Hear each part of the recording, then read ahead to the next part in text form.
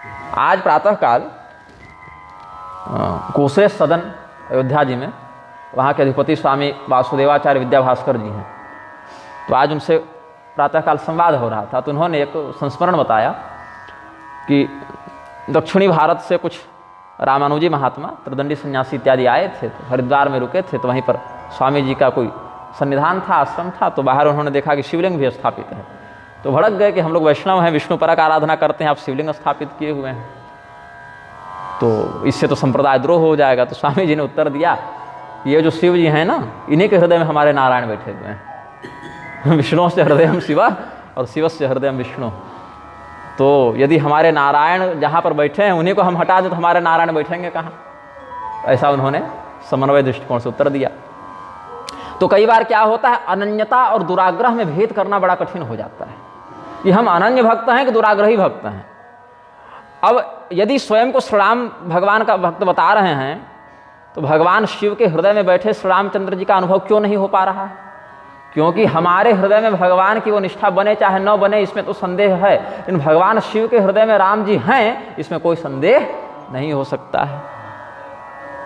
अथवा वैष्णव तिलक धारण किए, वेश धारण किए, स्वरूप बनाए, कोई महात्मा आवे, अब अंदर से कौन क्या है इस पर नहीं जाते, केवल वेश पर भी अगर चिंतन करें, वेश मात्र से भी अगर कोई वैष्णव दिखता है तो उसके प्रति सम्मान का भाव या सदाचरण का भाव, मर्यादा के दृष्टिकोण से अपनाते हैं। तो जो भगवान महादेव वैष्णवों में सर्वश्रेष्ठ हैं, वैष्णव शिरोमणि हैं, अपने गुरु का सम्मान करते हैं, अपने गुरु के गुरु का सम्मान करते हैं, अपने गुरु के गुरु भाई का भी सम्मान करते हैं, अथवा कोई अज्ञात महात्मा भी अगर उस प्रकार से वेश रूप में भी आ जावे तो उनका सम्मान करते हैं। तो जो शास्त्रों में वैष्णवाग्रणी के रूप में सिद्ध हैं, उनके प्रति द्वेष भाव क्यों? तो अगर ऐसा द्वेष भाव बन रहा है तो समझना चाहिए कि ये भक्ति नहीं, ये दुराग्रह है। क्योंकि भगवान श्री रामचंद्र जी रामेश्वरम में भगवान महादेव की आराधना कर रहे हैं, और वहीं पर 2-3 महीना जाते जाते जब रावण का वध हो गया तो वही भगवान महादेव फिर स्तुति करने भी आए हैं समस्त देवताओं के साथ। तो इनका जो संबंध है, भगवान श्री रामचंद्र जी को देखकर शिव जी के मन में घृणा होती है कि भक्ति का उद्गार होता है, या भगवान महादेव का दर्शन प्राप्त करके राम जी के मन में घृणा होती है कि भक्ति का, प्रेम का उद्गार होता है। तो शैव को देखकर वैष्णवों के मन में और वैष्णवों को देखकर शैवों के मन में प्रेम उठना चाहिए, भक्ति का भाव उठना चाहिए कि घृणा और द्वेष का भाव उठना चाहिए। हम तो समझते हैं कि भगवान श्री रामचंद्र जी और भगवान महादेव एक दूसरे को देखकर जितने प्रेम से अभिभूत होकर व्यवहार करें, वैसा ही उनके भक्तों को भी करना चाहिए। तब शुद्ध मन है, तब मन में कोई कपट नहीं है, ऐसा हमारा अनुभव है। तो महारामायण का ये सिद्धांत है कि भूमौ जले नभसि देव नरासुरेषु भूतेषु देव सकलेषु चराचरेषु पश्यन्ति शुद्ध मनसा खलु राम रूपम रामस्य तच्छितितले समुपासकाश्च।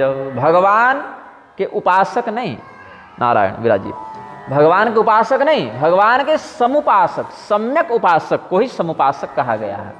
उपसर्ग लगाकर कहा, इसके विशेष अर्थ को प्रकाशित करने के लिए सम उपसर्ग लगाया गया, उसमें फिर प्रभाव बढ़ गया। उपासक और समुपासक, मार्ग और सन्मार्ग, आचरण और सदाचरण, उसके प्रभाव को निर्मलता से प्रकाशित करता है।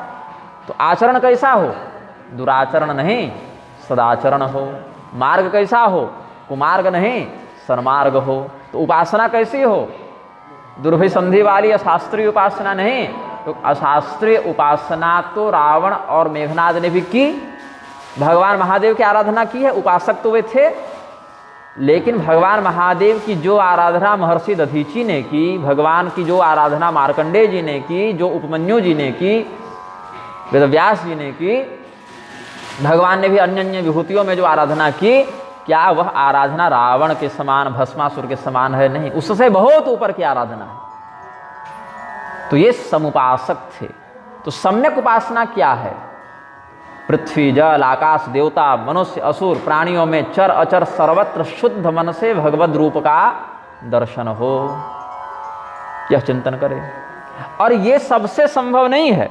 इसमें भी कहते हैं, गोस्वामी जी इसी भाव का स्मरण करके कहते हैं कि इसीलिए राक्षस तक भी भगवान की ही सृष्टि का एक अंश हैं, और भगवान ने वही, जैसे सपने में हमने कोई गुंडा बना लिया तो भले वो अधर्मी है, लेकिन हमारा ही स्वरूप बना ना, हमने ही अपने को बना लिया, तो भगवान का ही स्वरूप ये भी है, ऐसा समझकर उसके अंदर बैठे परमात्मा तत्व का अभिवादन किया। यहाँ राक्षस को प्रणाम नहीं किया।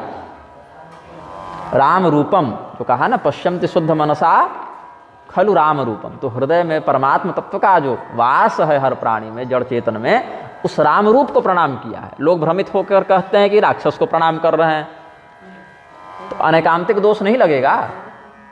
एकांतिक और अनैकांतिक दो विचार हैं। एकांतिक व्यक्ति एक बात को एक समय में एक तरीके से कहता है, और अनैकांतिक कहता है कि दूध दही सब सही, जो है सब वही है।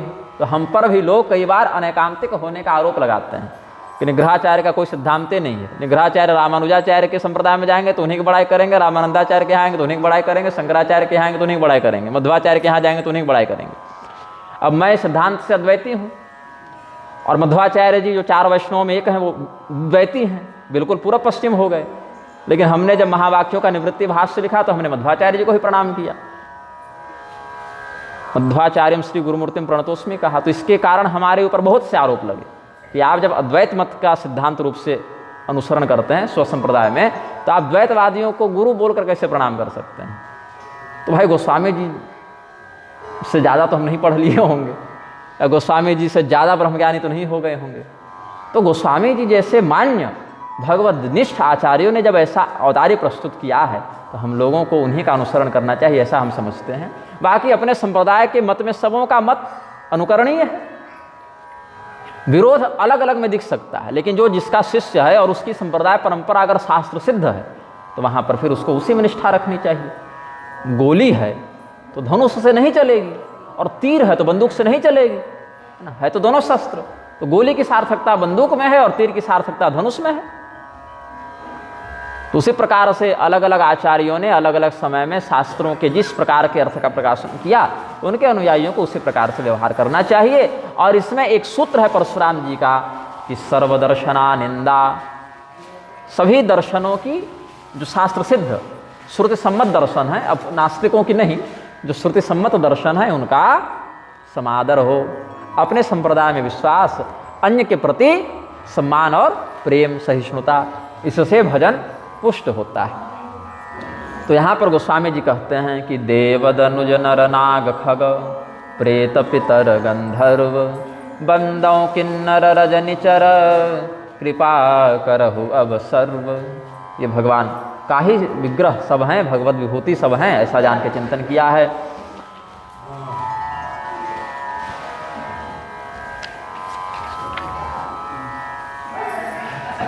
आकर 4,84,000 जाति जीव जलथल नभवासी, सिय राममय सब जग जानी, करऊं प्रणाम जोरि जुग पानी। जान कृपा कर किंकर मोहु, सब मिल करहु छाड़ी छल छोहु। निज बुद्धि बल भरोस मोहि नाही, ताते विनय करहूँ सब पाही, ताते विनय करहूँ सब पाही। जिस समय परमात्मा के संकल्प शक्ति से, सुशिक्षा शक्ति से मूल प्रकृति ने इस संसार का निर्माण किया, उसमें अच्छा बुरा जैसा कुछ था नहीं। और जब यह संपूर्ण जगत प्रपंच, दृश्य अदृश्य जगत प्रपंच परमात्मा में विलीन हो जाएगा, तब भी अच्छा बुरा कुछ बचेगा नहीं। ये सारा झगड़ा बीचे का है। जब तक संसार दिख रहा है, तुम साधु हो, चोर हो, डकैत हो, अच्छे हो, बुरे हो, राजा हो, गरीब हो, ये सारा झगड़ा जब तक स्थिति है तभी तक। सृष्टि और संहार में ये सब बातें नहीं होती। काहे भाई, संहार में तो देवता भी मरते हैं, राक्षस भी मरते हैं, जब महाप्रलय हो जावे तो कौन बचेगा फिर। तो अच्छा बुरा ऊपर नीचे ये सारा झगड़ा स्थिति में है, सृष्टि संहार में झगड़ा नहीं होता। इसीलिए गोस्वामी जी कहते हैं ताते विनय करो सब पाए, सबसे हम अपना अनुनय निवेदित करते हैं, क्योंकि अपने बुद्धि बल का हमको भरोसा नहीं है। जो भगवान करुणा निधान हैं, कृपा निधान हैं, उन्हीं के आप सब भगवत विभूति हैं, इसलिए आप भी उन्हीं करुणा निधान के विग्रह होने से स्वयं भी करुणा निधान हो गए। परमात्मा सर्वत्र है, इसलिए सब परमात्मा रूप हैं। इसीलिए आप लोग छल छोड़कर हम पर कृपा करें, क्योंकि देवता और असुर मिलेंगे तो सत्संग नहीं करेंगे, लड़ेंगे। श्री सीताराम। देवता और असुर लगेंगे तो झगड़ा करेंगे, और यदि मनुष्य और राक्षस मिल जावे तो राक्षस मनुष्यों को चबा जाएं, तो यहाँ पर विरोध हो जाएगा। लेकिन भगवान के यहाँ विरोध नहीं है। जो सर्प और जो गरुड़ बाहर झगड़ा करते फिरते हैं, भगवान के पास वही शेषनाग और गरुड़ जी बड़े प्रेम से रहते हैं। हालांकि वो भगवत विभूति हैं, उनकी तुलना सामान्य सर्प और पक्षी से नहीं कर सकते, लेकिन कहने का भाव है कि भगवान के यहाँ इस प्रकार का छल कपट नहीं चलता, द्वेष नहीं चलता। महादेव जी के यहाँ देख लीजिए, सर्प और चूहे में प्राकृतिक वैर होने के बाद भी वासुकी नाग और गणेश जी का मूषक प्रेम से रहते हैं। सर्प और मोर में झगड़ा होने के बाद भी कार्तिकेय जी का मोर और भगवान का सर्प प्रेम से रहते हैं। सिंह और बैल में विरोध होने के बाद भी भगवती का सिंह और भगवान का बैल नंदीश्वर। भगवान के वृषभ का क्या नाम है? नंदीश्वर। और भगवती के सिंह का नाम है सोमनंदी, सिंह का नाम। अच्छा आपकी तो राशि भी सिंह है शायद ना, लग्न सिंह है, कुछ ऐसा ही राशि। तो अच्छा, उस दिन जो सिंह का वर्णन कर रहे थे राजा दिलीप और नंदिनी गाय के प्रसंग में, उस सिंह का नाम कुंभोदर था, बताना भूल गए तो उसमें भी स्मरण हो गया। तो भगवान के यहाँ इस प्रकार का वैर और वैमनस्य नहीं चलता, वहाँ सब एक समरस ब्रह्म तत्व के चिंतन में लगे रहते हैं, ऐसा विरोध नहीं। हाँ, कहीं अगर विरोध दिख जाता है तो उसको भगवान की लीला समझना चाहिए, रस विस्तार के लिए किया गया एक नाटक समझना चाहिए। जैसे दो अभिनेता किसी फिल्म में नाटक कर रहे हैं, तो कोई चोर बन गया, कोई पुलिस बन गया, आपस में लड़ रहे हैं, और जब उसके अभिनय का कार्य पूरा हुआ तो फिर यथावत है। उसी प्रकार से भगवान के भक्तों में भी, पार्षदों में भी यदि किंबा कहीं विरोध की स्थिति शास्त्रों में दिख भी जावे, तो उसको भगवान की इच्छा से लीला विस्तार के लिए किया गया एक अभिनय समझकर स्वीकार करना चाहिए, उसमें दोष दर्शन नहीं करना चाहिए। तो इसीलिए जब सब भगवत रूप होंगे तो आपसे झगड़ा नहीं करेंगे, सब भगवान के ही समान हम पर कृपा करेंगे। अच्छा, भगवान के कुछ बड़े प्रिय भक्त हैं, यहाँ सभी वैष्णव महात्मा बैठे हैं, तो विष्णु भगवान के भक्तों के ही उदाहरण से हम इस विषय को समझाएंगे। प्रहलाद नारद पराशर पुंडरीक व्यासाम्बरीश शुक शौनक भीष्म दाल्भ्याम रुक्मांगदार्जुन वसिष्ठ विभीषणादीन पुण्यानिमान परम भागवतान नमामि। स्तुति करते हुए अनुशासन में वर्णित है, प्रहलाद जी भगवान के भक्त हैं। प्रहलाद जी ने प्रधानता से किस रूप की आराधना की थी? नृसिंह रूप की आराधना की थी। प्रहलाद जी का सीधा संबंध नृसिंह रूप से बताते हैं। नारद मुनि का संबंध भगवान के अलग अलग अवतारों से होता रहता है, समयानुसार श्री रामावतार से, समयानुसार नृसिंहावतार भगवान का कृष्णावतार से, वेद व्यासावतार से भी। लेकिन नारद जी का सर्वोत्कृष्ट संबंध किस अवतार से है? नर नारायण अवतार से। श्रीमद् भागवत महापुराण के अनुसार, जहाँ पर भूगोल वर्णन है 5वें स्कंध में, वहाँ देखेंगे कि अलग अलग नववर्षवती भूमि में जहाँ पर भगवान के अलग अलग रूपों की आराधना, हरि वर्ष में प्रहलाद जी नृसिंह भगवान की आराधना करते हैं, किमपुरुष वर्ष में हनुमान जी श्री रामचंद्र जी की आराधना करते हैं, और केतुमाल वर्ष में लक्ष्मी जी कामदेव रूपी भगवान की आराधना करते हैं। इस प्रकार से अलग अलग वर्षों में बात है। तो भारत वर्ष में भगवान नारद नर नारायण की आराधना करते हैं, ये वहाँ पर स्पष्ट किया है। तो प्रहलाद, नारद, फिर पराशर मुनि। पराशर मुनि भगवान विष्णु की प्रधान आराधना करते हैं, वैकुंठनाथ की आराधना करते हैं। पुंडरीक भक्त, विट्ठल भगवान विराज रहे हैं ना महाराष्ट्र में, पुंडरीक भक्त के पर। और पुंडरीक नाम के एक आचार्य का भी वर्णन मिलता है। तो इसके दो, एक भक्तमाल वाले पुंडरीक भी हैं, एक पौराणिक पुंडरीक भी हैं। वेदव्यास जी भी अलग अलग स्वरूपों की आराधना किए हैं। अध्यात्म रामायण में भगवान श्री रामचंद्र जी का भी निरूपण किया, और श्रीमद् भागवत में भगवान कृष्ण का भी निरूपण किया, और सब पुराण वही लिख दिए, तो फिर कोई बचे भी नहीं, और भगवान की विभूति भी स्वयं है। तो प्रहलाद, नारद, पराशर, पुंडरीक, व्यासाम, वरीश, अम्बरीश जी जो हैं किनकी आराधना किए हैं, इस पर मतभेद है। क्योंकि अम्बरीश जी जब भगवान की आराधना कर रहे थे, दुर्वासा मुनि ने उनको शाप दिया, तो सुदर्शन चक्र रक्षा करने आए हैं, कृत्या से भस्म हो जाओगे, ऐसा अभिचार किया है, शापात्मक व्यवहार किया है, तो सुदर्शन चक्र आए हैं। अब इस पर जो है अद्भुत रामायण का मैं प्रसंग आपको बताता हूँ, और मेरी बड़ी इच्छा है कि मैं अद्भुत रामायण पर भी कुछ व्याख्यान करूँ, कभी कभी सौभाग्य होगा तो बोलेंगे। और जहाँ तक मेरी योजना चल रही है, यदि भगवान की इच्छा हो गई तो इसकी कथा मैं वृंदावन में करूँगा, 7 दिनों तक, 2-4 महीना के अंदर ही, ऐसा भाव है। ऐसे ही निःशुल्क निस्वार्थ ऐसे ही बैठकर सत्संग होगा, महात्मागण सुनेंगे इसी भाव से, कोई यजमान के लिए नहीं। कोई न मिले तो पेड़ के नीचे बैठकर शुरू हो जाओ, जिनको सुनना होगा ही जाएंगे। तो अद्भुत रामायण में विश्वमोहिनी का प्रसंग है, जो यहाँ भी आगे समयानुसार देवर्षि नारद के प्रकरण में स्पष्ट होगा। जो देवर्षि नारद विश्वमोहिनी से विवाह करना चाहते थे, फिर भगवान ने बंदर का स्वरूप बना दिया था उनका। तो ये विश्वमोहिनी अम्बरीश की बेटी थी, जिसको शीलनिधि राजा के रूप में यहाँ गोस्वामी जी ने वर्णन किया है। तो अम्बरीश नाम आया है उस प्रकरण में, अद्भुत रामायण में। और अद्भुत रामायण में भगवती सीता का अद्भुत पराक्रम वर्णित है, उसको भी वाल्मीकि जी ने ही लिखा है। बहुत विशाल नहीं है, मतलब कुछ 1000-1500-2000 श्लोक होंगे, बहुत मोटा ग्रंथ नहीं है, लेकिन वो वाल्मीकि रामायण का ही हिस्सा है। बृहद्धर्म पुराण के अनुसार वाल्मीकि रामायण में 25,000 श्लोक हैं, और वाल्मीकि रामायण की ही बात करें तो वहाँ पर 24,000 वर्णित हैं। तो वही सहस्त्र श्लोकात्मक भाग का विस्तार करके अद्भुत रामायण का परिकल्पन उन्होंने किया है, ऐसा समझना चाहिए। तो अद्भुत रामायण में अम्बरीश जी का वर्णन है, वहाँ पर भगवान वैकुंठनाथ की आराधना करते हैं, ऐसा वर्णन है।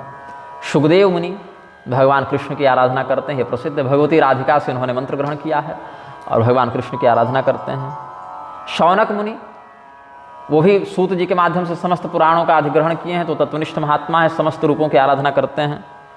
भीष्म पितामह भगवान कृष्ण की आराधना की है, समकालीन भी थे, और मरने के समय उन्होंने कहा है, प्रयाण के समय, सदैव देवो भगवान प्रतीक्षताम कलेवरं यावदिदं हिनोम्यहम प्रसन्नहासारुणलोचनोल्लसन् मुखाम्बुजो ध्यान पथश्चतुर्भुज। और इस श्लोक को मैं रोज पढ़ता हूँ। अब जब समय मिले, स्नान करने के बाद समय मिल जावे तो पढ़ लूँ, सोने से पहले समय मिल जाए तो पढ़ लूँ, लेकिन एक बार पढ़ लेता हूँ। इसका अर्थ क्या है? वो परमात्मा, वो शंख चक्र गदा पद्म धारण किए हुए भगवान, जिनका ध्यान योगी जन अपने चित्त से करते रहते हैं, वे अत्यंत प्रसन्नता से हमारे मरने की प्रतीक्षा करें। ये इस श्लोक का भाव है, सदैव देवो भगवान प्रतीक्षताम। क्योंकि अपनी औकात तो पता है कि अंतराम कहीं आवत नहीं, ये तो अपनी स्थिति पता है। यदि भगवान मरने के समय अपना नाम उच्चरित न करवाना चाहे तो कोई प्रयत्न से नहीं कर सकता, क्योंकि हर व्यक्ति के जीवन में मरने से पहले 10-5 बार ऐसे अवसर अवश्य आते हैं कि वो मरते मरते बचता है। तो उसी समय परीक्षण कर लेना चाहिए कि हमें भगवान याद आ रहे थे कि संसार याद आ रहा था। अगर अभी हम मर जाते, बिल्कुल गाड़ी बिल्कुल निकट से गुजरी, 1/2 इंची के लिए बच गए, या पानी में डूबते डूबते बचे, या करंट लग गया। कौन महात्मा थे? नारायण शरण जी थे क्या? 2 वर्ष पहले जो करंट लग गया था यहीं पर, वो कुटिया में, नई कुटिया बन रही थी, मैं ही पानी में डूब रहा था बचपन में। और हमको तो खैर बहुत प्रकार से लोगों ने पुरस्कृत किया, हमको जहर दे दिया गया था जब मैं 2.5 वर्ष का था, फिर भी नहीं मरे। और बहुत प्रकार के हत्याओं के तो रोज़ 1-2 धमकी आ जाती है कि मर्डर हो जाएगा हमारा, रोज़। जिस दिन नहीं आती उस दिन हमको खलबली मचती है कि हमारे विरोधी कम तो नहीं हो रहे, क्या है भाई तुम लोग, कुछ डांटो फटकारो, गाली गलौज करो। तो हत्या की तो 100-150 धमकियाँ आ गई हैं अभी तक। तो चिंतन करते हैं कि जिस क्षण प्राण निकलेंगे उस समय भगवान का नाम स्मरण होगा कि नहीं होगा। अगर गूंगे हो गए, वाणी स्खलित हो गई, तो कोई सुनाने वाला होगा कि नहीं होगा। तो मैं एक भारी षड्यंत्र करता हूँ मैं क्या करता हूँ कि वर्ष में 1-2 कथा भगवान को यजमान बना के सुना देता हूँ, क्योंकि मनुष्य जो दक्षिणा देता है वो खर्च हो जाती है, और भगवान परलोक में जो दक्षिणा देंगे सो तगड़ी देंगे, अपने स्तर पर देंगे। तो भगवान सर्वोत्तम दक्षिणा क्या देंगे कि मुक्त कर दें। तो ऐसे ही देव मूर्तियों को मैंने अपने जीवन की पहली भागवत कथा भगवती दुर्गा को श्रोता बनाकर की थी, ग्राम देवी को, और देवी भागवत, महाभागवत, श्रीमद् भागवत वाराणसी में गंगा जी को यजमान बनाकर सुनाई। तो ऐसे मैं प्रयास करता हूँ कि समय अगर खाली है अपने पास, और न भी खाली है तो कहीं अगर कार्यक्रम व्यवस्थित किया जा सके इधर उधर, तो समय निकाल के भगवान को ही बैठाकर। हमारे पिताजी ने, जो अभी इस धरातल पर विद्यमान हैं, उनकी कृपा है हम पर, श्रीमद् भागवत महापुराण का 158 पारायण हनुमान जी को सुनाया, पूरा संस्कृत, जन्माद्यस्व से भवे भवे तक 158 पारायण पूरे श्रीमद् भागवत का करते हैं। और अखंड किया, साप्ताहिक मत से अखंड किया, मतलब ये नहीं कि रोक रोक कर, सोमवार से प्रारंभ करते, रविवार को 7 दिन सप्ताह पारायण, फिर उसी सोमवार से 7 दिन, फिर उसी सोमवार से 7 दिन, ऐसा करते करते लगभग 3.5 वर्ष उनको लगे थे, 3 साढ़े 3 वर्ष लगे थे। तो माता पिता को हमने देखा कि उस प्रकार से तपस्यात्मक जीवन रहा है, तो उनका संस्कार अनुग्रहित हुआ जीवन में। तो भगवान से भीष्म पितामह जो प्रार्थना किए हैं वही भाव हम अपनाने का प्रयास करते हैं कि सदैव देवो भगवान प्रतीक्षताम, वह देवाधिदेव परमात्मा हमारी प्रतीक्षा करें। किस बात की प्रतीक्षा करें भाई? तो कलेवरं यावदिदं हि नौम्य हम, जब तक हम इस शरीर का परित्याग न कर दें वो प्रतीक्षा करें कि ये कब मरेगा, क्योंकि हम कब मरेंगे हम तो नहीं जानते, लेकिन वो जानते हैं। तो वो प्रतीक्षा करें जब ये मरे, और जिस समय हम मरने वाले हों अपनी ओर से भगवान स्वतः संज्ञान लेते हुए प्रसन्न हासारुण लोचनोल्लसन्मुखाम्बुजो ध्यान पथश्चतुर्भुज, वही चतुर्भुज स्वरूप। ये तो भीष्म पितामह के भाव है, हमको तो कोई भी चलेंगे हमको तो श्री राम रूप में आ जावे, चाहे श्री कृष्ण रूप में आ जावे, चाहे नृसिंह रूप में आ जावे, चाहे दुर्गा रूप में आ जावे, चाहे शिव रूप में आ जावे, चाहे गणपति रूप में आ जावे, सूर्य रूप में आ जावे, यूनिफॉर्म चाहे वो जो अपना लें, लेकिन तत्व तो परमात्मा तत्व है। तो हमको ऐसा कोई हठ नहीं कि वही रूप शंख चक्र गदा पद्म ही चाहिए, धनुष बाण भी चलेंगे, मोर मुकुट भी चलेंगे, लेकिन आ जाइएगा कम से कम, ये भाव रहता है। तो इसीलिए गोस्वामी जी कहते हैं कि निज बुद्धि बल भरोसा मोहि नाही, अपने बुद्धि बल का भरोसा हमको नहीं है। जब इन्हीं को नहीं था तो हम लोग कैसे करें भाई? जब ये स्वयं स्वीकार कर रहे हैं अपनी ओर से शरणागति की भावना को, प्रपन्न भाव को, प्रपत्ति भाव को दृढ़ करने के लिए आचार्य का वचन है, गोस्वामी जी आचार्य कोटि में है ना, तो वचन है कि हमें अपने बुद्धि बल का भरोसा नहीं। तो यदि हम जैसे तुच्छ जीव अगर भरोसा करके बैठ जावें तो जो फंसे हैं सो फंसे ही रह जाएंगे। तो व्यासाम्बरीश शुक सौनक भीष्म दाल्भ्यान, दाल्भ्य मुनि भी भगवान परशुराम से उनकी ज़्यादा निकटता थी। रुक्मांगदार्जुन वशिष्ठ विभीषणादिन, रुक्मांगद राजा की कथा नारद पुराण में मिलती है, एकादशी महात्म्य में। मोहिनी प्रकरण, वहाँ एक मोहिनी नाम की एक अलग से स्त्री उनके पास भेजी गई थी, उनकी एकादशी व्रत की महिमा को भंग करने के लिए। तो बड़ा दीर्घ वृत्तांत वहाँ पर है, मोहिनी रुक्मांगद संवाद ये सब। और अर्जुन का नाम प्रसिद्ध है, नर नारायण के रूप में जो नर है वही अर्जुन है और नारायण ही कृष्ण है। जो बद्रीनाथ भगवान में विराजते हैं वही कृष्ण हैं, वही अर्जुन हैं। और वशिष्ठ मुनि भी प्रसिद्ध हैं। भगवान श्री रामचंद्र जी आएंगे, यही स्वार्थ था या परमार्थ था जो कह लीजिए, वो पुरोहित बनना स्वीकार किए सूर्यवंश का। बोले नहीं तो यजमानी से ज़्यादा गलत काम हम किसी को नहीं समझते। यजमान की 10 बातें सहो, कहीं टोकना हो तो संकोच करो और उसके पाप को भी अधिग्रहण करो, तो हम भीख मांग के खा लेंगे। किसान जब खलिहान से अपना अनाज उठा कर ले जावें तो जो अन्न के कण, धान, गेहूं इत्यादि कुछ गिर जाएं उन्हीं को हम चुनकर खा लें, शिरोच्छ वृत्ति से अपना लें, इन पुरोहित ही नहीं करेंगे, जजमानी नहीं करेंगे। तब ब्रह्मदेव ने कहा कि कर लो, बढ़िया वैकेंसी निकली है, वहाँ भगवान का अवतार होगा। तब केवल भगवान इस वंश में आएंगे, इसी एक पवित्र उद्देश्य से वशिष्ठ जी ने वहाँ पुरोहित बनना स्वीकार किया है। और विभीषण जी प्रसिद्ध हैं श्री रामचंद्र जी से उनका दास भाव भी और सख्य भाव भी है। विभीषण जी को भगवान अपना मित्र भी मानते हैं और सेवक और स्वामी का भी भाव है उनका। तो इसमें एक बात आप ध्यान देंगे, ये जितने भक्त हैं उसमें पहला और अंतिम नाम राक्षसों का है। विभीषण जी राक्षस राज हैं, प्रहलाद जी भी राक्षस राज हैं। तो प्रहलाद जी कोई ऋषि नहीं, कोई देवता नहीं, राक्षस थे, दैत्य कुल में थे। और विभीषण जी भी वैसे ही थे। लेकिन भक्तों की जब परिपाटी में मंगलाचरण करते हैं तो पहला और अंतिम नाम राक्षस ही का लेते हैं। ये उनकी योग्यता है, ये उनका समर्पण का महात्म्य है। तो इसीलिए गोस्वामी जी ने बंदव, किन्नर, रजनीचर सब कह दिया। अच्छा, इसमें भी देखें, यमराज का एक वचन है। अजामिल का नाम जानते ही हैं सब संत समाज में, नारायण नाम उसके मुख से पुत्र भाव से उच्चरित हुआ था, भगवत भाव से नहीं। 88 वर्ष की अवस्था में 10 पुत्रों के पिता अजामिल अपने सबसे छोटे पुत्र नारायण को, पुत्रम नारायणा वयम दूरे क्रीडनका सक्तम पुत्रम नारायणा वयम, जब यमदूतों को देखा अजामिल ने तो नारायण ऐसा पुकारा अपने पुत्र को, तो नंबर दूसरी जगह लग गया उसका। उसके यहाँ जो नारायण शब्द का उच्चारण हुआ तो भगवान के पार्षद आ गए, वो वैकुंठनाथ भगवान ने भेज दिए और फिर यमदूतों से उनका संवाद हुआ, यमदूतों को भगा दिया गया। फिर अजामिल की बुद्धि भी भगवत पार्षद दर्शन से शुद्ध हुई, तो हरिद्वार जाकर फिर विधिपूर्वक उन्होंने भगवत स्मरण करके शरीर छोड़ा। फिर विमान आया तो बैठकर गए दिव्य धाम को। तो यमदूतों ने जाकर यमराज के पास शिकायत कर दी थी। अच्छा ये बताइए, कति समति शास्तारो जीवलोकस्य वै प्रभो। हे धर्मराज, अभी तक तो हम जानते थे आप ही संसार के शासक हैं, आप ही स्वर्ग नरक सबको भेज रहे हैं, आप ही सबका फैसला कर रहे हैं बैठ के, आपके ऊपर किसी का शासन नहीं। तो आप ये बताइए कि संसार के शासक कितने हैं। यमराज सोचे कि आज तक तो हमारे सेवकों ने ऐसा प्रश्न हमसे नहीं किया, आज तक तो बस जो जिसका टिकट कट जाता था उसको लेके आते थे, तो आज हमसे प्रश्न कैसे कर रहे हैं। तो बोले क्या बात हो गई, ये प्रश्न उठा कहाँ से। तो उन्होंने कहा कि अजामिल को लाने गए थे, हम लोग 3 थे, उधर से शंख चक्र गदा पद्म लिए 4 बड़े सुंदर सांवले सलोने पीताम्बर वनमाला वाले लोग आ गए और बड़े तेजस्वी थे, तो हम लोग कुछ कर भी नहीं सके।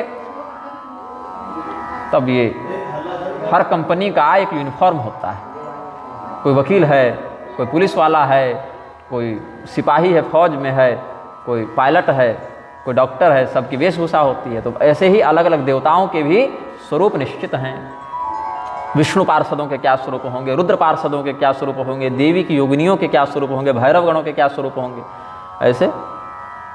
तो बोले कि परमात्मा जो भगवान हैं, नारायण हैं, वही इस संसार के शासक हैं, उन्हीं के आदेश से, उन्हीं के सामर्थ्य से हम सब ये सब विभाग संभाल रहे हैं। वो राजा हैं, हम लोग उनके विभागीय सेवक हैं, अलग अलग विभाग संभालने के लिए भगवान ने हम लोगों को नियुक्त किया है। बाकी मालिक स्वामी तो जगन्नाथ तो वही हैं, जगत के नाथ तो वही हैं। और एक बात कही, धर्मम तो साक्षात भगवत प्रणीतम न वै विदुर्ऋषयो नैव देवा। धर्म जो है, धर्मराज नाम है ना यमराज का, जो गरिमामय संबोधन, वो धर्मराज है। पापियों के लिए यमराज हैं और दुष्टों के लिए, धर्मात्माओं के लिए धर्मराज हैं। एक स्वरूप बड़ा सुंदर है, सौम्य है। गरुड़ पुराण इत्यादि का भी अध्ययन करेंगे, सारोधारे सही, लेकिन उसमें भी वर्णन है कि यमलोक में प्रवेश करने के 4 दरवाजे हैं। तो दक्षिण दिशा से जो द्वार खुलता है वहाँ से पापियों को लाया जाता है और पूरब उत्तर पश्चिम से धर्मात्माओं को लाया जाता है। तो जब धर्मात्मा आते हैं तो यमराज का बड़े आह्लादक स्वरूप में दर्शन करते हैं, वो बड़ा दिव्य सुंदर मनोरम स्वरूप है। और जब धर्मात्मा को देखते हैं यमराज तो बड़े प्रसन्न चित्त से उसका स्वागत करते हैं। और पहले से उस सभा में जो पुण्यात्मा देवता ऋषि सब विद्यमान हैं उनको कहते हैं कि देखो ये अमुक व्यक्ति अमुक स्थान पर अमुक कुल में उत्पन्न हुए थे, वहाँ इन्होंने ऐसा ऐसा दिव्य धर्म का आचरण किया, तो हम सब इनका स्वागत करेंगे। इन्होंने अपने जीवन को कृतार्थ किया है, इन्होंने असफल नहीं किया अपने जीवन को। फिर उसका स्वागत करके जैसा पुण्य होता है वैसे धाम को भेज देते हैं।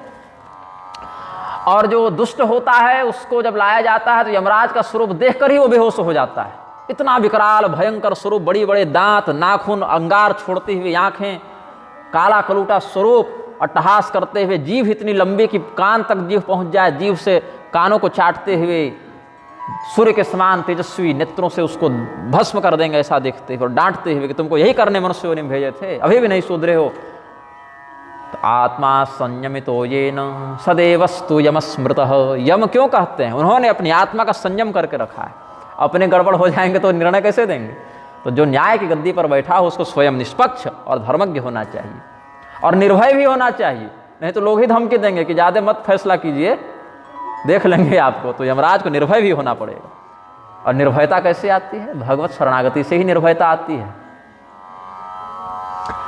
तो भगवान ही धर्म के स्वामी भी हैं, प्रवर्तक भी हैं और धर्म के द्वारा आराध्य भी वही हैं। आचार प्रभवो धर्मो धर्मस्य प्रभुरच्युतः, विष्णु सहस्रनाम के आखिरी में देखेंगे तो सदाचरण प्रधान, श्रुति स्मृति पुराणागम सम्मत मर्यादा में जो सदाचरण विहित है वही धर्म है। और उस धर्म का जो स्वामित्व धारण करते हैं वही अच्युत भगवान है, जो अपने प्रभाव से कभी नीचे नहीं गिरते। चाहे वो सारथी की गद्दी पर बैठ जाएं तो भी परमात्मा ही रहेंगे, चाहे द्वारिका की गद्दी पर बैठ जाएं तो भी परमात्मा ही रहेंगे, चाहे दिव्य दिव्य आभूषणों से युक्त होकर अयोध्या के सिंहासन पर बैठ जाएं तो भी परमात्मा ही रहेंगे, चाहे जंगल जंगल हे सीते का विरह लीला करें तो भी परमात्मा ही रहेंगे।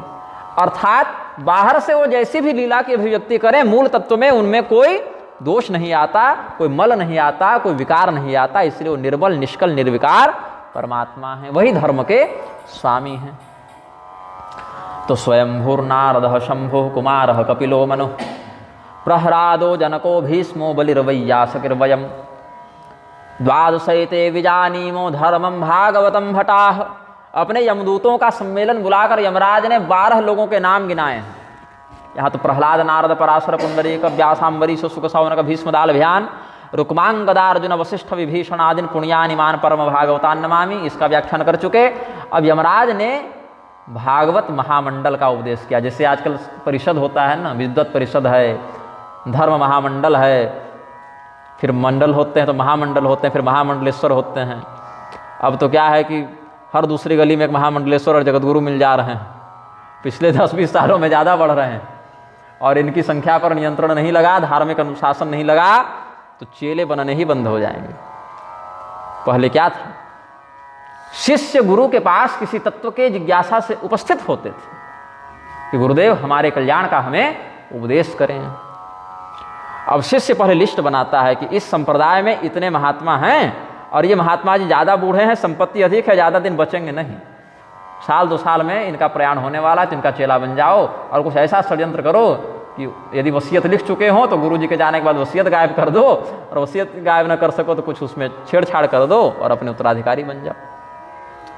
गुरु भी अधिक धन देने वाले शिष्य के प्रति, उत्तरकांड में तो गोस्वामी जी बहुत कड़े शब्दों में सब बता ही दिए हैं और जो दिखता भी है समाज में, कोई एकांतिक विषय तो है नहीं, सार्वजनिक विषय है। गुरु के तत्वनिष्ठा पर निष्ठा रखने वाला शिष्य तन मन धन से अपना समर्पण, अपनी शरणागति गुरु के सामने व्यक्त करते थे और 1 2 साल 4 साल गुरु पहले उसकी परीक्षा लेते थे कि ये कितना योग्य है, ये व्यक्ति इस ज्ञान का अधिकारी है कि नहीं, ये इस मंत्र का, इस उपासना का अधिकारी है कि नहीं। तो जाकर नाली साफ करो, गोबर उठाओ, झाड़ू लगाओ, छोटी सेवा दे देते थे। फिर उसकी निष्ठा, उसके समर्पण की परीक्षा लेते हुए धीरे धीरे बड़ी सेवा देते थे। ठीक है, आज का राग भोग तुम लगाओ, आज का पारायण तुम करो, और विशेष सेवा देते। जब विशेष सेवा देते तो फिर 2-4 महीना बड़े पद पर बैठाने के बाद, पुजारी भंडारी दरबारी बनाने के बाद फिर उसको नीचे गिरा देते कि जाओ अब 1 महीना गौशाला देखो तो तुम केवल गोबर उठाएगा, ताकि कहीं उसके मन में ऊपर से नीचे आने पर कोई क्षोभ तो नहीं हो रहा है, उस सेवा में रस मिल रहा है कि नहीं उसको। विविध प्रकार से कभी डांट देते, कभी प्रेम करते, कभी धिक्कारते, कभी 10 लोगों के सामने तिरस्कृत भी कर देते थे। उसमें अगर शिष्य की निष्ठा बन जाती थी तब उसको बुलाकर एकांत में तत्व का उपदेश कर देते थे। यह विधि है, यही शास्त्र की मर्यादा है। और फिर उतने तपस्या से जब वो शिष्य निखरता था तो दृष्टांतो नैव दृष्टस्त्रिभुवन जठरे सद्गुरो ज्ञानदातु, उस परंपरा से सद्गुरु के मुख से जब वो ज्ञान प्राप्त करता था तो गुरु से अभिन्न हो जाता था। जैसे एक दीपक प्रकाशित है, दूसरा दीपक बुझा हुआ है, तो एक दीपक से दूसरे दीपक को जला दें तो दोनों प्रकाशित हो गए। और किसका प्रकाश बड़ा कहोगे और किसका छोटा कहोगे, प्रकाश तो प्रकाश है। वैसे ही फिर गुरु उसको स्वयं गुरु पद का अधिकार दे देते थे, फिर वो अन्य शिष्यों को भी शिक्षा देता था। अब ये परंपरा विखंडित हो गई। अब जो आ रहा है सो चेला दीक्षा लिया और सीधे कहा कि गुरुजी 40-50 लाख कलेक्शन कर लिए हैं, एक सिंहासन गढ़वा लेते हैं, भंडारा करवा देते हैं, बन गए जगत गुरु। चाहे उसके लिए विधिपूर्वक सांप्रदायिक सिद्धांत का अनुसरण किया या नहीं किया, अध्ययन किया कि नहीं, पुरस्चरण किया कि नहीं। तो तपस्वी धनवंत और दरिद्र गृही, यही सब लक्षण देखने को मिलता है। तो ये सब कलयुग के अलग अलग विलास हैं और कलयुग के कश्मल का विनाश करने के लिए भगवत शरणागति का आश्रय लेना चाहिए और भगवान के विशेष मर्म को जानने वाले आचार्यों के उपदेशों का अनुसरण करना चाहिए। तो भगवान के रहस्य को जानने वाले 12 महापुरुषों का वर्णन यमराज ने किया। कौन कौन है? बोले स्वयंभूर नारद शंभु कुमार कपिलो मनु प्रहलादो जनको भीष्मो बलिर्वैयासकिर्वयम्। सबसे पहले तो ब्रह्मदेव जानते हैं भगवान के मर्म को। संपूर्णता से नहीं कहा, विशिष्टता से कहा। ये लोग दावा नहीं कर रहे कि हम लोग भगवान के बारे में पूरी तरीके से जान गए, लेकिन इनसे बेहतर कोई नहीं जानता। कहने का भाव ये है, जितना अधिक से अधिक ये जानते हैं उतना बाकी लोग नहीं जानते। सर्वोत्तम ज्ञाता में से यही 12 लोग हैं। ब्रह्मदेव हैं, देवर्षि नारद हैं, भगवान महादेव हैं, सनत कुमार हैं, कपिल मुनि हैं, मनु महाराज हैं, प्रहलाद जी हैं, राजा जनक हैं, भीष्म पितामह हैं, राजा बलि हैं और सुखदेव जी हैं और वयम मतलब मैं हूँ। तो यमराज इस श्लोक को बोल रहे हैं तो यहाँ यमराज की भी गणना हो गई। यही 12 लोग। द्वादशैते विजानीमो धर्मान भागवतम भटाः। हम सब जो हैं धर्मम भागवतम भटा, हम सब यही 12 लोग भागवत धर्म को, भगवत तत्व बोधक रहस्य को जानते हैं। तो यहाँ राजा बलि क्या है? राक्षस कुल से ही तो हैं। प्रहलाद जी क्या है? राक्षस कुल से हैं। भीष्म पितामह जनक जी ये सब मनुष्य योनि में हैं, उसमें ब्राह्मण नहीं है, क्षत्रिय हैं। और सनत कुमार, कपिल मुनि ये सब ब्राह्मण श्रेणी में आएंगे। महादेव जी, ब्रह्मदेव जी ये सब देवताओं में आएंगे। और देवर्षि नारद, सुखदेव जी ये सब ऋषि महर्षियों में आएंगे। तो अलग अलग प्रकार से अलग अलग श्रेणियों में भगवान के जो जो भक्त थे, तत्वज्ञ थे, उनका स्मरण किया। और यही कारण है कि गोस्वामी जी ने भी बंदों सबके पद कमल सदा जोरी जुग पानी, इस प्रकार से भाव व्यक्त किया है। सनत कुमार संहिता में जो भाव व्यक्त किया गया उसी का अनुसरण करके गोस्वामी जी ने ये उद्गार व्यक्त किए हैं। ऐसे ये तो हनुमान जी ने भी बताया है। श्री राम रहस्योपनिषद में सनत कुमार को राम एव पर ब्रह्म, श्री राम ब्रह्म तारक, ऐसे श्री राम तत्व तारक ब्रह्म की संज्ञा में उपदिष्ट हैं वेदों में। तारक ब्रह्म की उपाधि वर्णित करते हैं हनुमान जी सनत कुमार के पास। हनुमान जी तो ऋषि महर्षियों के भी आचार्य हैं। इनका विश्वविद्यालय चलता था। पुराणों में आख्यान है कि हनुमान जी ने यूनिवर्सिटी खोली थी। आज की भाषा में यूनिवर्सिटी कहते हैं, विश्वविद्यालय तो श्रेष्ठ शब्द है, अनुवाद में कह देते हैं सरल भाषा में। और इनके विश्वविद्यालय में 10,000 शिष्य थे जिनको ये परमात्म तत्व का उपदेश करते थे। और इस विश्वविद्यालय की विशेषता क्या थी? जहाँ श्री रामचंद्र जी भी जाकर सुनते थे और पढ़ते थे। ये गौरव प्रदान किया है हनुमान जी को इन्होंने कि आप हमारे भी गुरु के रूप में प्रतिष्ठित हों। जैसे वशिष्ठ जी भगवान के भक्त हैं, लेकिन भगवान ने उनको अपने गुरु रूप में भी गौरव प्रदान किया है। सांदीपनि मुनि को अपने गुरु के रूप में गौरव प्रदान किया है। देवर्षि नारद, महर्षि अगस्त ये सब आते थे तो भगवान कि ये सब भक्त हैं, लेकिन फिर भी भगवान उठकर इनका सत्कार करते थे, प्रणाम करते थे, आचार्य के समान सम्मान करते थे। तो देवर्षि नारद, सनत कुमार और श्री रामचंद्र जी ये सब भी हनुमान जी के उन उपदेशों का लाभ लेते थे। नारद पुराण इत्यादि में इन सब बातों का विशेष व्याख्यान प्राप्त होता है। आनंद रामायण में भी कुछ बातें हैं विशेष वर्णित। तो सनत कुमार संहिता का हम वर्णन कर रहे थे। और सनत कुमार को ये रहस्य किसने बताया? हनुमान जी ने बताया। कहाँ बताया? श्री राम रहस्योपनिषद में बताया, जिसको कहीं कहीं हनुमदोपनिषद भी कहते हैं। सनत कुमारा हनुमंतम पप्रच्छु, ऐसे उपोद्घात है कि सनत कुमार जी हनुमान जी के पास जाकर परम तत्व का पूछते हैं निर्णय। तो समस्त अवतारों का, देवताओं का वर्णन करने के बाद फिर श्री राम तत्व का व्याख्यान करते हैं। तो वहाँ श्री रामो ब्रह्म तारक, ऐसा वेद वाक्य प्राप्त होता है। फिर सनत कुमार जी ने अपनी संहिता का आख्यान करके शिष्यों में प्रसारित किया इस ज्ञान को। तो उसमें कहते हैं राम सत्यम परम ब्रह्म, रामात् किंचिन्न विद्यते, तस्माद् राम स्वरूपम ही सत्यम सत्यमिदं जगत। अब इसमें एक विरोधाभास है कि शंकराचार्य जी ने कहा कि जगन मिथ्या, संसार की तात्विक स्थिति को शंकराचार्य जी के मत में स्वीकार नहीं करते हैं। और शंकराचार्य जी ने भी ये जो कहा ये अपने मन से नहीं कह दिया कि आज सोए उठे और ऐसा कह के चले जाते हैं, ऐसा नहीं। आचार्यों की जो वाणी, चाहे किसी भी संप्रदाय में ले लें, आचार्यों के साथ एक व्यवस्था होती है कि कल्पित ज्ञान का वे प्रसारण नहीं कर सकते हैं, मनमौजी बात नहीं बोल सकते हैं। अपनी अविच्छिन्न गुरु परंपरा से प्राप्त ज्ञान का ही, अथवा कम से कम तपस्या दिव्य विधा से देवता के द्वारा प्राप्त ज्ञान का ही वो आश्रय ग्रहण करके व्याख्यान कर सकते हैं। उसमें भी प्रमाण अंतःकरण प्रवृत्तयः की छूट मिलती है कि अगर किसी वाक्य का स्पष्ट उल्लेख शास्त्र में न मिलता हो तो अपनी तपस्या का प्रयोग करके, विवेक का प्रयोग करके भी बातें समझाई जा सकती हैं दृष्टांत में। लेकिन कम से कम शास्त्र में उसका निषेध न मिलता हो, अगर विधान न मिलता हो तो विवेक का प्रयोग करके अपनी समझ से व्याख्यान कर सकते हैं, लेकिन निषिद्ध बातों का विधान पूर्वक व्याख्यान नहीं कर सकते हैं। ये आचार्यों की मर्यादा होती है। क्योंकि आचिनोति शास्त्राणि, तो शास्त्रों का चिन्वन करके, शास्त्रों को चयन करके वहाँ से जो प्रधान प्रधान बिंदु हैं, सारभूत हैं, उसको शिष्य को यथावत उपदिष्ट करके आचरण करने और कराने वाला ही गुरु आचार्य कहलाता है। ये भी परिभाषा है शास्त्रों में। मत्स्य पुराण इत्यादि में वचन है, तंत्र शास्त्रों में भी वचन प्राप्त होते हैं। तो शंकराचार्य जी ने भी जो कहा वो अपने मन से कल्पना करके नहीं कह दिया, वो भी निरालंबोपनिषद ये सब का आश्रय लेकर कहे हैं। जीवो ब्रह्म नापर इत्यादि का सिद्धांत उपनिषद का उन्होंने वहीं से ग्रहण किया है। वेद वाक्य है, वेद वाक्य हम और आप तो बनाए नहीं हो, तो भगवत वाक्य है। तो यहाँ पर जो कहा कि सत्यम सत्यम इदम जगत, और वहाँ कहते हैं जगन मिथ्या, इसमें विरोधाभास दिखता है। तो विरोधाभास क्यों दिखता है? क्योंकि शब्दार्थ को पकड़ रहे हैं, लक्ष्यार्थ को नहीं पकड़ रहे हैं, ऐसा हमारा चिंतन है। जगत की स्थिति में ही भजन होता है। भजन कब होगा? जब एक साधक होगा और एक साध्य होगा। भजन क्या है? भजन साधन है। भजन साधन है। साधन कौन करेगा? साधक करेगा। किसके लिए करेगा? तो साध्य के लिए करेगा। तो भजन साधन हुआ, हम सब साधक हुए, और हमारे इष्ट श्री रामचंद्र जी हों, श्री कृष्णचंद्र जी हों, स्वसंप्रदाय परंपरा में, वो हमारे साध्य हो गए। अब एक स्थिति ऐसी आती है कि साधक और साध्य अभिन्न हो जाते हैं। ये बहुत ऊपर की स्थिति है, अभिन्न हो जाते हैं। जैसे आपको भगवान श्री रामचंद्र जी का दर्शन जड़ चेतन में हो रहा है, तो अपने अंदर भी तो होगा।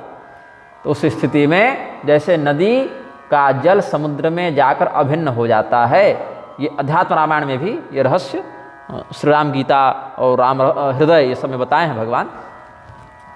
तो जब तक नदी समुद्र से बाहर है तब तक उसके स्वतंत्र अस्तित्व का अनुभव होता है, उसके जल के पृथक होने का अनुभव होता है। लेकिन जब वही नदी अत्यंत वेगवती होकर स्वभावतः ही समुद्र में प्रविष्ट हो जाती है, तो उसके जल और समुद्र के जल को आप प्रयत्नपूर्वक भी अलग नहीं कर सकते हैं, उसमें भेद का दर्शन नहीं कर सकते हैं। वैसे ही एक स्थिति ऐसी आती है जब साधक और साध्य में भेद मिट जाता है, तो वहाँ साधन भी लुप्त हो जाता है। तो दासोहम भाव से सोहम भाव में उसकी स्थिति हो जाती है। इसका उपदेश वशिष्ठ जी ने ग्रंथ लिखा था तत्व सारायण। जैसे वाल्मीकि जी ने रामायण लिखा, अयन का क्या अर्थ बताए थे? घर, निवास स्थान। हाँ, तुरंत ऐसे कर देते हैं तो वही अर्थ है। तो जैसे रामायण श्री रामचंद्र जी का घर है, निवास है, स्थान है, अयन, तो तत्व सारायण, सभी तत्वों का जो सार है उसको एकत्र किया है वशिष्ठ जी ने, तत्व सारायण। तो उसमें भी ज्ञान कांड, कर्म कांड ये सब विषय हैं। सूर्य गीता, राम गीता, ये सब उसमें बड़े दुर्लभ ग्रंथ हैं। तो उसमें श्री राम गीता भी है, वहाँ भी सब बातों को प्रतिपादित किया गया है। वो हनुमान जी और श्री रामचंद्र जी के बीच का संवाद है, और उसकी एक बड़ी प्राचीन प्रति सौभाग्य से हमारे पास उपलब्ध है। तो कई बार स्वाध्याय करता हूँ, अध्ययन करता हूँ, तो ये सब कुछ शास्त्र मोती, शास्त्र मुक्ता अपने पास प्राप्त होते हैं, तो व्याख्यानों में उनका आश्रय ग्रहण करते हैं। तो वहाँ भी इस जगत को मिथ्या के रूप में भगवान ने बताया, चिद विलास के रूप में बताया। जैसे सपना है, सपने में सुख दुख नदी तालाब सब दिख रहा है, लेकिन जगने के बाद उसके मिथ्या होने का बोध होता है। लेकिन जब तक हम सपने में हैं तब तक उसके सत्य होने का भ्रम होता है, जिसको अविद्या कहते हैं। यहाँ शुरू में कह देना रज्जौ यथा हेर भ्रम, रस्सी में सांप के होने का भ्रम, तो रस्सी रस्सी ही रहेगी, लेकिन हमने भ्रमवशात उसको सर्प समझ लिया, तो भय के कारण हमारी धड़कन बढ़ गई, बीपी बढ़ गया, रक्तचाप बढ़ गया। रस्सी में परिवर्तन आया क्या? नहीं आया। हमने जैसा समझा हमारे अंदर वैसे भय का उद्गार हुआ, और जब ज्ञान बुद्धि, विवेक बुद्धि जागृत हो गई कि अरे भैया ये तो रस्सी है, तो भय भी चला गया। रस्सी में कोई परिवर्तन नहीं आया। वैसे ही संसार में कोई तात्विक परिवर्तन मिथ्या या सत्य दृष्टि से नहीं आता। हमें यदि संसार के अंदर फंसे रहने की स्थिति में चिंतन करना पड़े तो सत्य के समान अनुभूति होती है। तो साधन का आश्रय लेकर बोध की प्राप्ति करते हैं, और जब बोध हो जाए, जग जाए, सपना टूट जाए, तब यह समझ जाता है कि वो तो मिथ्या था। तो स्वर्ग, नरक, सुख दुखादि लोक भी, लोकगत इच्छाएं और लोकगत परिणाम भी मिथ्या ही हो जाते हैं उस समय जाकर। ये आचार्य युक्ति है। तो इसीलिए जब तक आप संसार की स्थिति में रहकर चिंतन करेंगे तब तक जगत सत्य प्रतीत होगा, और इस जगत से निकलने के लिए भगवान का आश्रय लेना पड़ेगा। पार जाने के लिए तारक का आश्रय लेना पड़ेगा, तारक तत्व का ही माध्यम बनाएंगे, तो उसके लिए भजन इत्यादि साधन है। भजन है, व्रत है, जप है, स्वाध्याय है, तपस्या है, ध्यान है, योग मार्ग है, अलग अलग विधान बताए हैं भगवान। तो कोई जप का आश्रय ले रहा है, कोई भजन का आश्रय, कोई कीर्तन का आश्रय, कोई पाठ करने का, तो कोई पाठ सुनने का, अलग अलग विधानों से भगवत परायण होने का माध्यम भगवान ने तय बताया है। तो ये सब साधनों का आश्रय लेता है। कब? जब जगत में स्थित है। अब जगत से पार ही चला गया तो फिर साधन का लोप हो गया, तब तो साध्य साधक भेद मिट गया। तो यहाँ पर कहते हैं राम सत्यम परम ब्रह्म रामात् किंचिन्न विद्यते। क्योंकि उस सत्य स्वरूपी परमात्मा के अतिरिक्त कुछ है ही नहीं, इसीलिए जगत भी परमात्मा का ही एक स्वरूप समझना चाहिए। तो बोले जब परमात्मा सत्य है और सत्य का अभाव नहीं होता, ना भावो विद्यते सतः, श्रीमद् भगवद गीता भगवान कहते हैं सत्य तत्व का अभाव नहीं होता। क्योंकि सत्य क्या है? निर्विकार, अपरिवर्तनीय, अविनाशी है। इसीलिए सत्य स्वरूपी परमात्मा, सत्यनारायण शब्द है ना भगवान के लिए। कैसे नारायण? और सत्यनारायण तो कहते नहीं, सत्यनारायण कहते हैं। सत्यव्रतम सत्य परम त्रिसत्यम सत्यस्य योनिम निहितम च सत्य, ये सब भगवान की स्तुति में कहते हैं। सच्चिदानंद घन परमात्मा का जब व्याख्यान करें, ओम तत्सदिति निर्देशो इत्यादि वचनों का स्मरण करें, तो सत शब्द से सत्य स्वरूपी परमात्मा का बोध होता है। तो यह चिंतन किया शिष्य ने कि जब परमात्मा सत्य हैं, श्री राम जी को सत्य बताया गया, और यहाँ कहते हैं सत्यम सत्यम इदम जगत, तो फिर जगत को मिथ्या मानने का क्या औचित्य है? इस संसार के नश्वर होने में क्या हेतु है? क्योंकि संसार नश्वर है, इसी बात का आश्रय लेकर तो भगवान की ओर बढ़ना है। तो संसार यदि नश्वर न हो तो क्यों हम भगवान की शरण में जाएं? तो संसार जब नश्वर है तो सत्य स्वरूपी परमात्मा का इसमें कैसे समावेश हो रहा है? तो इसमें इंदुसर न्याय, आकाश में चंद्रमा विकसित हैं, पूर्णिमा की रात्रि है, चंद्रमा का प्रकाश आकाश को परिपूर्ण किया हुआ है, और एक सरोवर है नीचे पृथ्वी लोक में, उसका जल बड़ा शांत है। तो उस चंद्रमा का प्रकाश जब इस सरोवर पर पड़ता है तो चंद्रमा का प्रतिबिंब सरोवर को व्याप्त करता है, परछाई दिखती है। अब यदि सरोवर के जल को सुखा दिया जाए तो प्रतिबिंब का लोप तो हो जाता है, लेकिन चंद्रमा का लोप नहीं होता।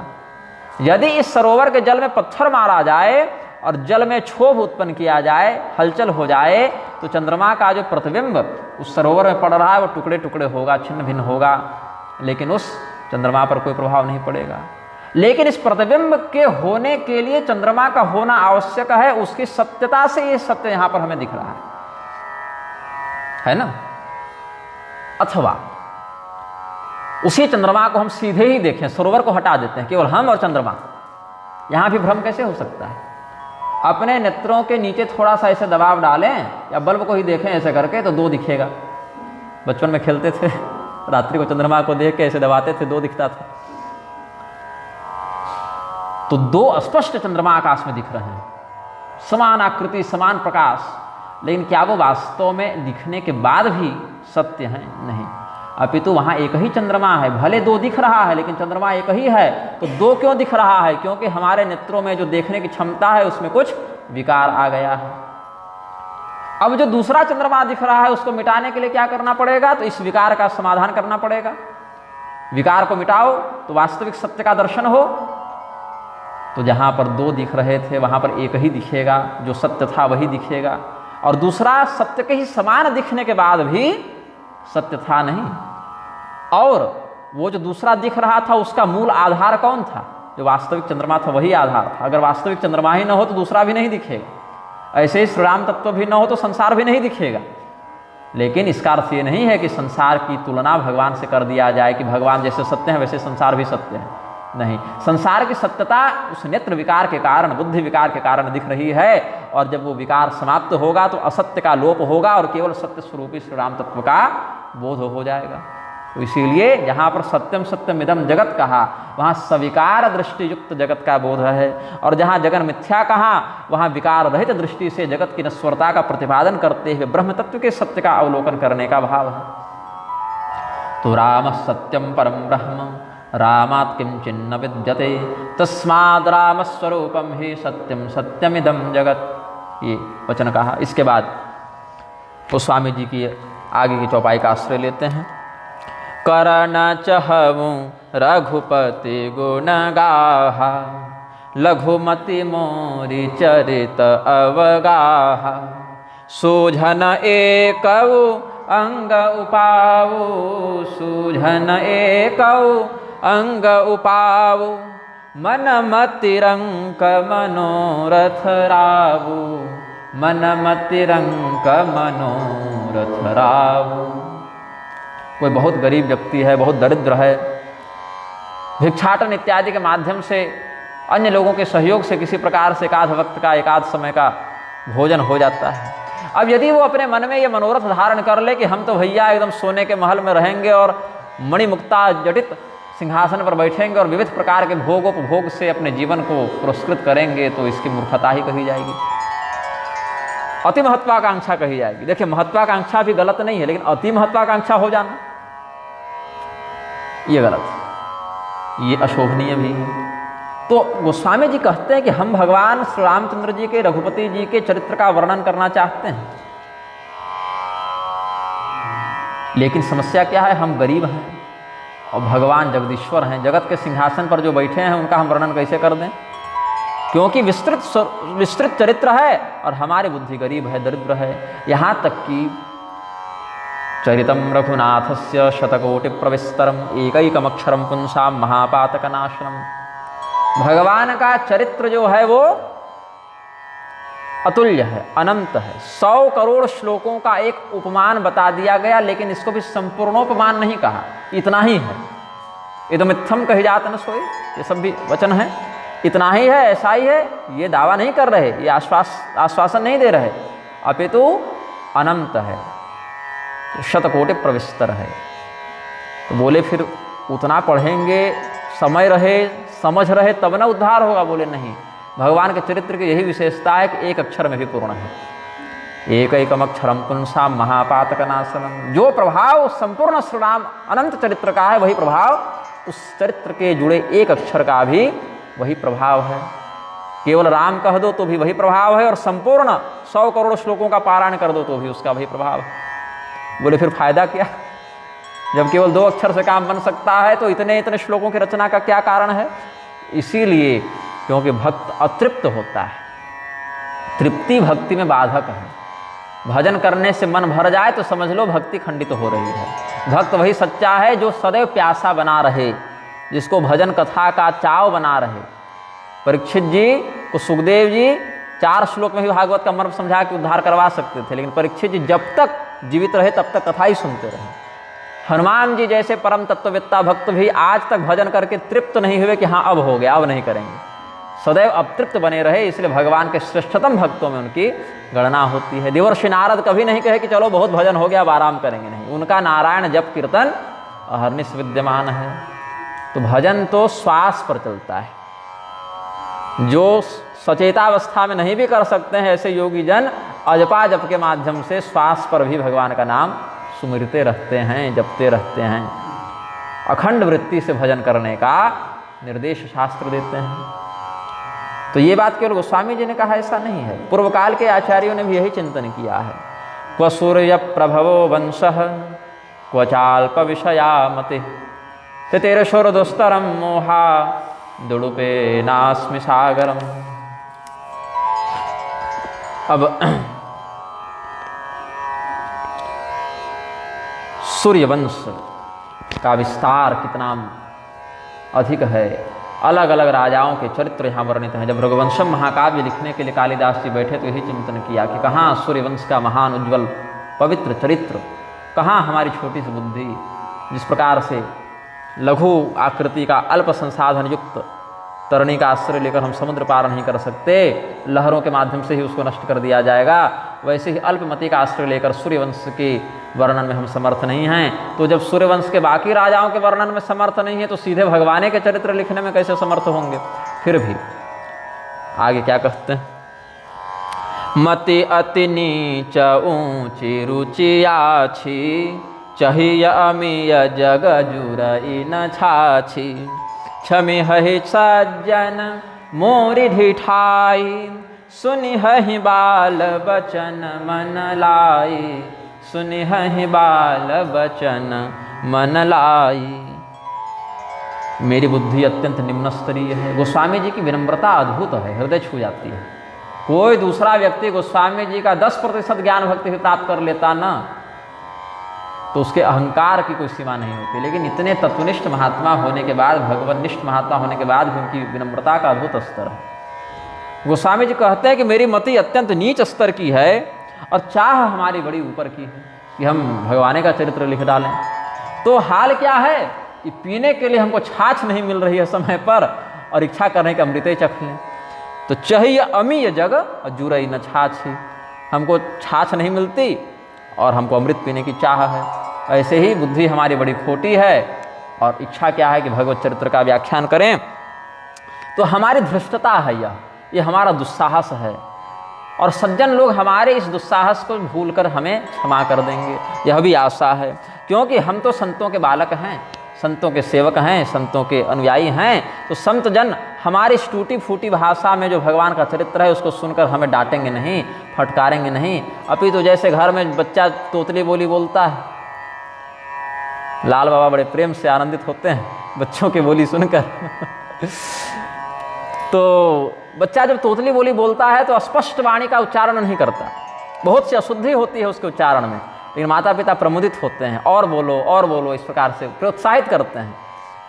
तो वैसे ही मैं बच्चा हूँ संतों का, और जब मैं बोलूँगा तो बहुत गलतियाँ हो सकती हैं, बहुत अस्पष्टता हो सकती है, लेकिन जो बालक कह तो तरे बाता, सुनहि मुदित मन पितु अरु माता, हंसी हहीं कूर कुटिल कु बिचारी, जे पर दूषण भूषण धारी।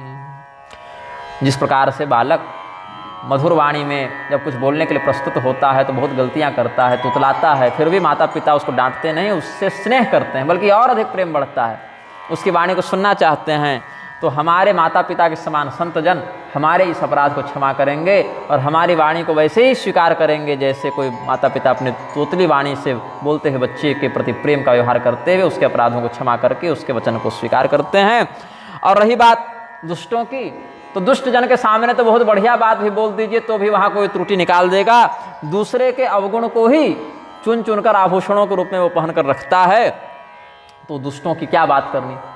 उसका तो स्वभाव ही है कि बहुत बढ़िया भी अगर कोई कह दे दुष्ट के सामने तो वहाँ से भी कोई ऐसी बात वो निकाल लेगा कि मन खट्टा हो जाए। गोस्वामी जी आगे कहते हैं, निज कवित के ही लागन फीका नीका, क्षमस्वापराध में, निज कवित के ही लागन नीका, सरस हो अथवा अति फीका, जे पर भनिति सुनत हर साही, ते बर पुरुष बहुत जग नाही। अपनी कविता सबको अच्छी लगती है कि हम बहुत बढ़िया श्लोक लिखे, बहुत बढ़िया भजन लिखे, बहुत बढ़िया कविता लिखे, और दूसरे की कविता श्लोक में दोष बहुत जल्दी दिख जाता है। सबके साथ ऐसा है। मैंने संस्कृत में हजारों श्लोक लिखे, तो जब अपने से लिखता हूँ तो उसमें दोष नहीं दिखता, यहाँ व्याकरण की दृष्टि से ये गलत हो गया या ये छंद की दृष्टि से गलत हो गया, तो मैं फिर उसको विद्वानों के पास भेजता हूँ कि आप लोग इसके विशेषज्ञ हैं तो ज़रा देखिए इसमें क्या गलती है, बताइए, हम उसको सुधारेंगे। फिर वो लोग देखते हैं और जहाँ अगर कोई गलती हो तो फिर बताते हैं और उसको हम सुधार लेते हैं। तो अपने से देखने का प्रयास भी करता हूँ, तो कुछ बहुत गलती दिख भी जाए, सुधार भी ले, लेकिन सारी गलती नहीं दिखती है। कोई ना कोई ऐसा बिंदु अवश्य होता है जहाँ पर गलती बच जाती है। हाँ, हो सकता है बाद में दिख जाए स्वयं भी, लेकिन कई बार नहीं भी दिखती है, ये सत्य है। तो ऐसे ही बहुत से विद्वान जगतगुरु स्तर के भी बहुत सारी रचनाएं लिख के हमारे पास भी भेजते हैं, क्योंकि उनको अपनी वाली नहीं दिखती, तब वो हमारे पास भेज देते हैं कि ज़रा देखिए इसमें व्याकरण या छंद की दृष्टि से कुछ गड़बड़ तो नहीं है। तो हम भी देखते हैं, कहते हैं स्वामी जी इसमें ऐसा प्रयोग थोड़ा जम नहीं रहा, इसको ऐसे देख लेते हैं, तो देख कर सुधार कर लेते हैं। तो विनम्र व्यक्ति तो सुधार कर लेता है, दुराग्रही व्यक्ति वहीं खूंटा गाड़ के बैठ जाता है। तो कहने का भाव है कि अपनी कविता में दोष नहीं दिखता, बहुत उत्तम लगती है, बहुत मधुर लगती है, और दूसरे की रचना में बहुत दोष दिख जाते हैं। अपनी रचना उत्तम हो चाहे अनुत्तम हो, वो ऐसे अनुत्तम शब्द के भी दो अर्थ हो जाते हैं। रामपाल वाले बड़ा लाठी पीटते रहते हैं इस शब्द पर, तो कहीं नए समास लगाकर निषेध करते हैं, जो उत्तम नहीं है उसको भी अनुत्तम कहते हैं, और जिससे उत्तम कोई नहीं उसको भी अनुत्तम कहते हैं। नास्ति उत्तमो यस्मात्, वो अनुत्तमः ये भी अर्थ लगता है, और नास्त्युत्तमः इत्यनुत्तमः ये भी अर्थ लगता है। जो उत्तम नहीं उसके लिए भी संस्कृत में अनुत्तम शब्द है, और जिससे उत्तम कोई दूसरा नहीं मतलब सर्वोत्तम, उसके लिए भी अनुत्तम शब्द आता है। भगवान के लिए अनुत्तमो दुराधर्ष विष्णु सहस्त्रनाम में, वहाँ क्या अर्थ है? भगवान से उत्तम कोई नहीं, ऐसा अर्थ लगता है। तो यहाँ पर भाव है कि अपनी रचना उत्तम हो चाहे अधम हो, लिखने वाले को तो बढ़िया ही लगता है, लेकिन ऐसे सत्पुरुष बड़े दुर्लभ हैं जो दूसरे की रचना को सुनकर भी प्रशंसा करें, दूसरे की रचना भी जिनको उत्तम लगे, अच्छी लगे, दूसरे की रचना को सुनकर जो हर्षित हों, ऐसे सत्पुरुष अधिक नहीं है संसार में। जे पर भनिति सुनत हर साही, ते बर पुरुष बहुत जगना। इस पर एक बड़े उत्तम भक्त हुए भगवान के आचार्य जयदेव कवि, गीत गोविंद इत्यादि उन्होंने लिखे हैं।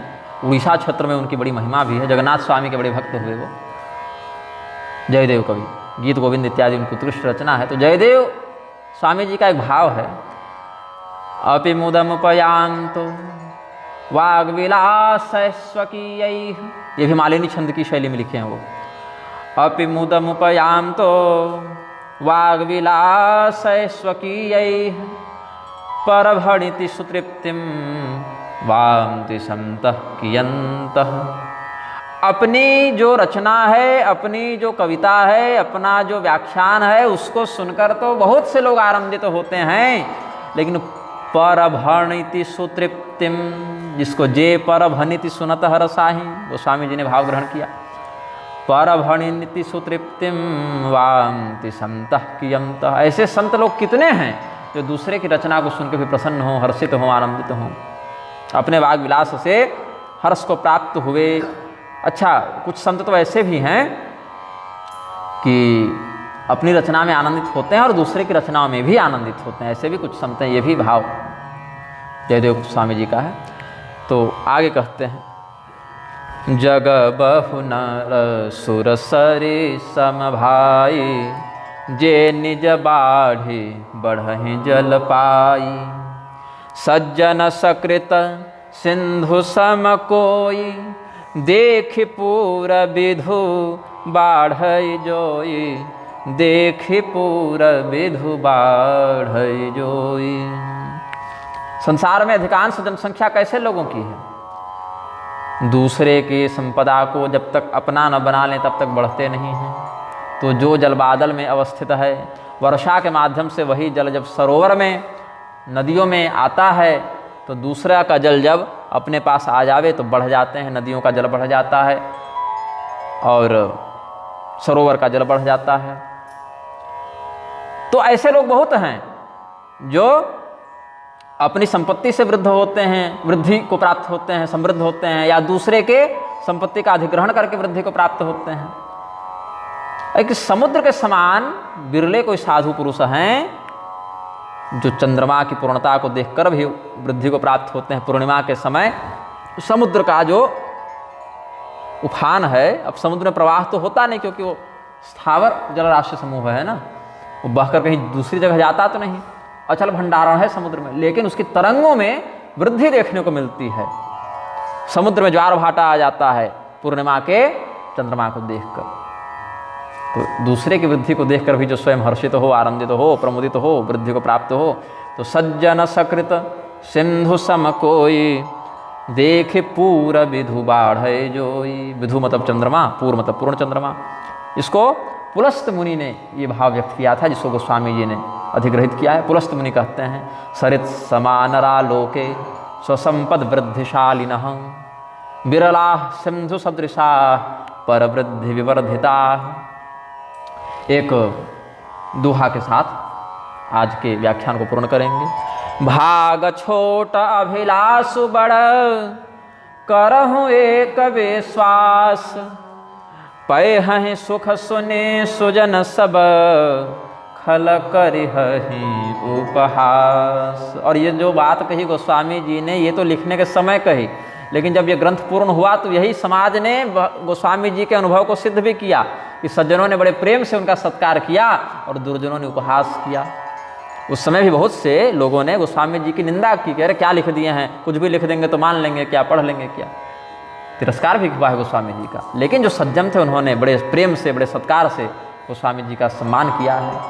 तो इन्होंने कहा कि हमने जो लिखने का संकल्प किया है, ये जो श्री रामचरितमानस लिखने के लिए हम प्रस्तुत हुए हैं सज्जनों, तो जो हमारी स्थिति है उसके अनुसार तो भाग्य हमारा बहुत बड़ा नहीं है। भाग्य की दृष्टि से तो हम लघु हैं, भाग्यहीन हैं, भाग्य हमारा बड़ा छोटा है और अभिलाषा बड़ी है, बहुत अधिक है अभिलाषा।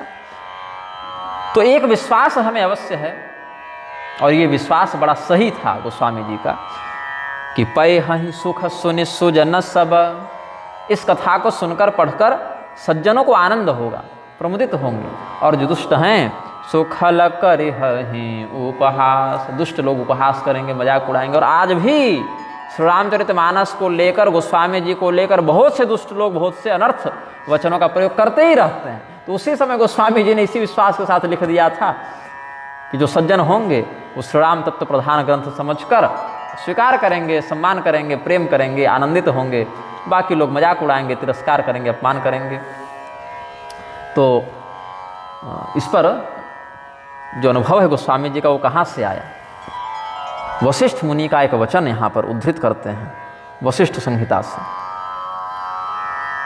यास्या, क्षमा करेंगे, ग्राम्याकृतिर्हास योग्या हसन्तु सुतराम खलाः रामकीर्ति सुधा धवतां त्वेतां गास्यन्ति साधवः। जब कोई व्यक्ति टूटी फूटी भाषा में, बहुत संस्कृत न जानता हो, बहुत अच्छा बोलना न जानता हो, क्योंकि वक्तृत्व शैली भी सबों में नहीं होती, संस्कृतज्ञ भी सब लोग नहीं होते, लेकिन अपनी जिस भी शैली में वो चाहे भगवान का कीर्तन भजन अगर कर रहा है, गंवार भाषा में भी कर रहा हो, गांव की भाषा देहाती भाषा में भी कर रहा हो, तो खल व्यक्ति उसका उपहास करते हैं।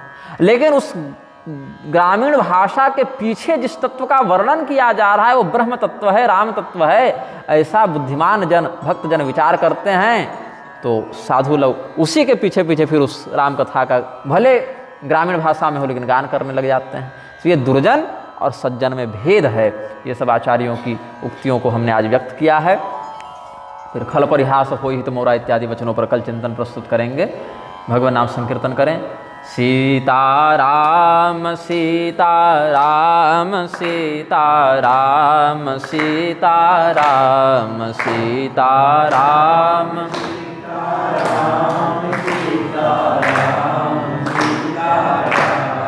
राधे श्याम राधे श्याम राधे श्याम राधे श्याम राधे श्याम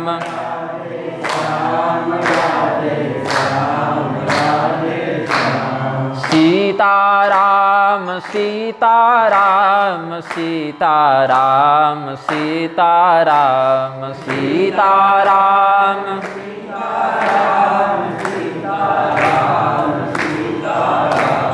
राधे श्याम राधे श्याम राधे श्याम राधे श्याम